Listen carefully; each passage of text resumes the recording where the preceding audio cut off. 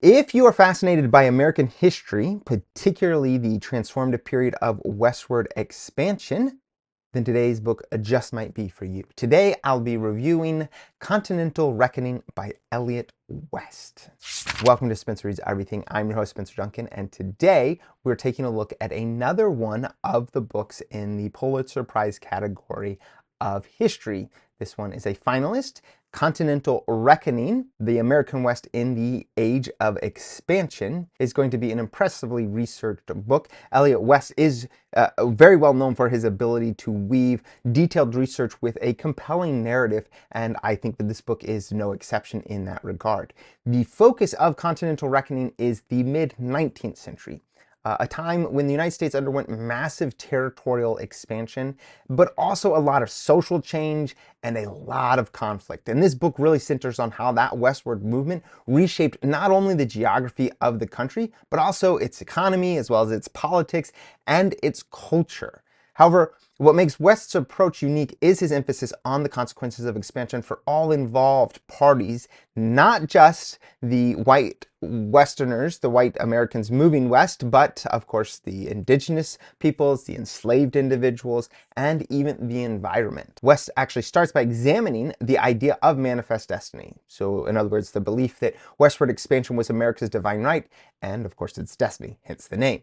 But rather than simply recounting this ideology, he interrogates it. I mean, he discusses how manifest destiny was used to justify everything from land grabs to violent displacement of Native American communities. At the same time, he shows how this expansion brought about unintended consequences that reshaped the nation's identity, often in ways that were chaotic and, in many cases, contradictory. Another one of the strengths of the book is West's ability to tell stories on a human level. He brings historical figures to life, whether they are well-known politicians or indigenous leaders, or whether they're everyday people trying to navigate the tumultuous changes around them. For example, his section on the Oregon Trail, it's deeply moving. I mean, it highlights not just the courage of settlers, but also the immense suffering and loss involved in this journey. He juxtaposes these narratives with those of indigenous peoples who were displaced or devastated by the settlers' arrival. And like I said, another major theme in the book is the impact of westward expansion on the natural environment. And his exploration of the ways in which humans interacted with the landscape from farming to mining to grazing. And I mean, it's both fascinating and in many cases very sobering as well. The book also delves into the role of the federal government in shaping the West. He really highlights how policies like the Homestead Act and military interventions helped to facilitate expansion, but also led to profound inequalities and conflicts. And this section is particularly interesting for anyone who wants to understand how government policies from this era laid the groundwork for modern America. If I had to pick one standout element of Continental Reckoning, it would probably be West's nuanced portrayal of indigenous resistance and resilience. He doesn't just reduce Native American communities to passive victims. Instead, he shows how they fought to preserve their land and their culture and their autonomy against overwhelming odds.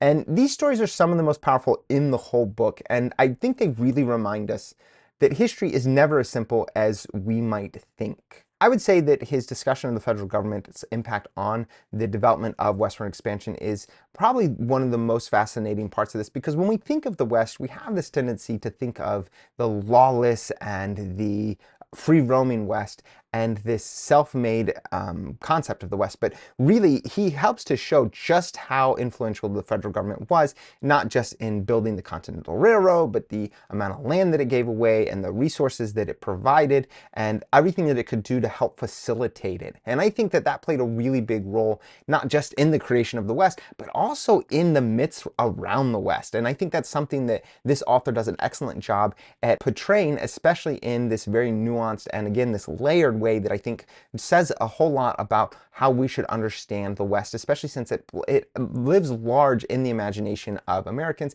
and really in many people's perception of America. This westward expansion, this cowboy mythos, all of that plays such a big part that I really think that he does an excellent job at showing how there is definitely room for helping to contextualize that and to add a little more detail. So who is this book for? Well, I would have to recommend Continental Reckoning to anyone interested in American history, particularly those who want a deeper understanding of the complexities of westward expansion. Obviously, I would also say it's a fantastic resource for students and historians and general readers alike. I do think that there is enough in here for pretty much any level of someone that is trying to learn a little bit more about Western American history. I have studied a fair amount of it, although I'm by no means an expert in Western American history, although I did go to school out west, and I have long since had an interest in certain parts of the westward expansion. I would still say that there was a great deal that I found in this, but I also thought it was written in a way that could be easily accessible to pretty much anyone that has at least a baseline knowledge of American history. I think that any of that is going to make this an appealing book for someone that has some interest in westward expansion. And like I said, I think one of his strengths is his ability to highlight more than just the settlers. So if you associate with any of the other communities that he discussed, the Native Americans, the members of the Church of Jesus Christ of Latter-day Saints, or the Mormons, those play a sizable role in his book, or the immigrants that come from Asia. Those play not a huge role, but they do play a role when they start discussing the building of the Transcontinental Railroad, or if you are interested in the miners that set off the gold rush. Any of those are reasons why you could be more interested in westward expansion. This book is probably going to have something for you, and I would certainly recommend it. Who is this book not for? Well, it is very long, and it does cover a lot of different topics. So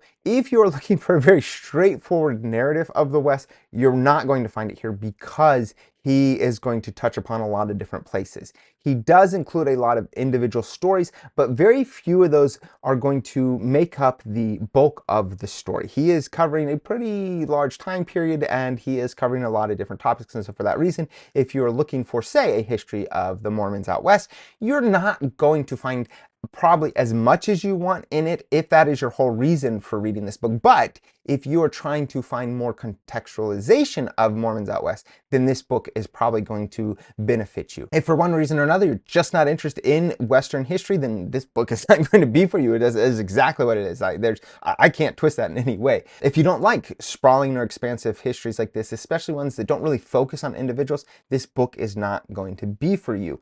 However, if you are in any way, shape, or form a fan of history, a student of history, a history buff, a historian, or someone that just casually likes to know a little bit more about the Western expansion of the United States, you should like this book. I would recommend it for you. Of course, let me know what you guys think about this book in the comments. If you thought that this should have won the Pulitzer Prize for History, or if you don't even think it should have been in the conversation, please let me know in the comments. Of course, don't forget to like, subscribe, turn on those notifications, and until next time, keep those pages turning.